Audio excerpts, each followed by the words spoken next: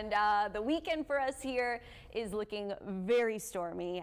If you are headed out to the Buck Days festivities or planning Mother's Day events, Sunday is still stormy. It is trending less stormy than Saturday. Saturday is really going to be our target zone, which is another big day for the Buck Days, the Rodeo Corpus Christi, and additionally the concert series. Tracy Lawrence in town Saturday, and it does look like we could be dealing with some storms. Now, it may be tapering off right around the time the rodeo is getting kicked off, but nonetheless, the morning, the afternoon, and into the evening is looking stormy on Saturday. Friday, Friday, we have a chance for some sunshine. It is looking very similar to yesterday. We'll still have some kind of hazy and very humid conditions out there. The main threats for this weekend is going to be the rain. We're talking 2 to 5, even up to 6 inches. Some areas, even in the coastal band, could see isolated rainfall as high as 10 inches through the weekend, but especially Saturday looks like the highest rain event.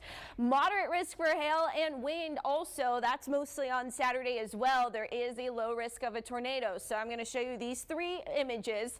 Tonight, we could see a few storms likely weakening as they make their way into the coastal bend, but we do have a marginal risk of severe weather tonight. That's going to be that hail, wind, and tornado threat. Saturday is the target zone again for the strongest storm. So that's a level 2 slight risk on Saturday.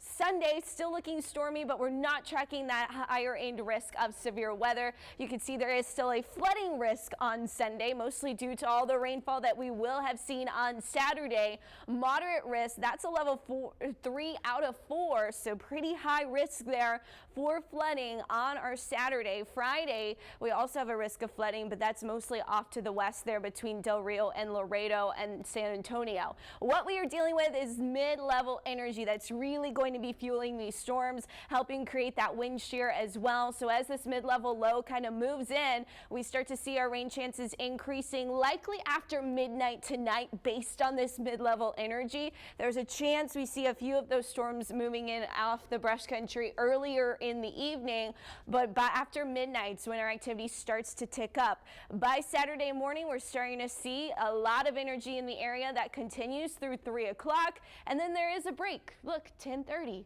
tonight.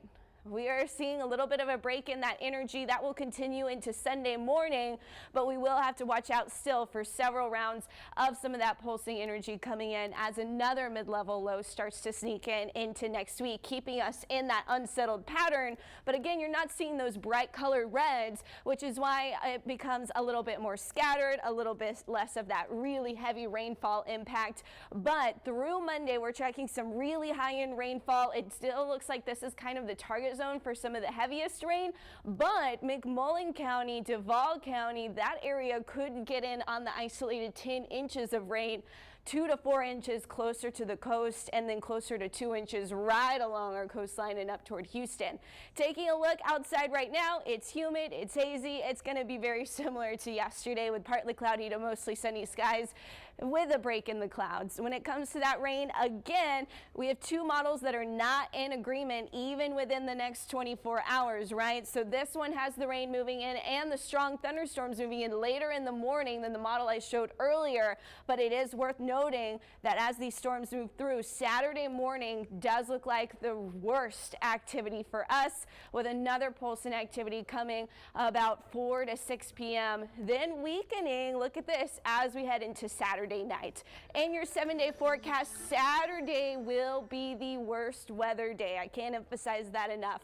Sunday still tracking some scattered storms, and that unsettled pattern does continue into next week, but nothing looks as severe and as high as a flood risk as Saturday does.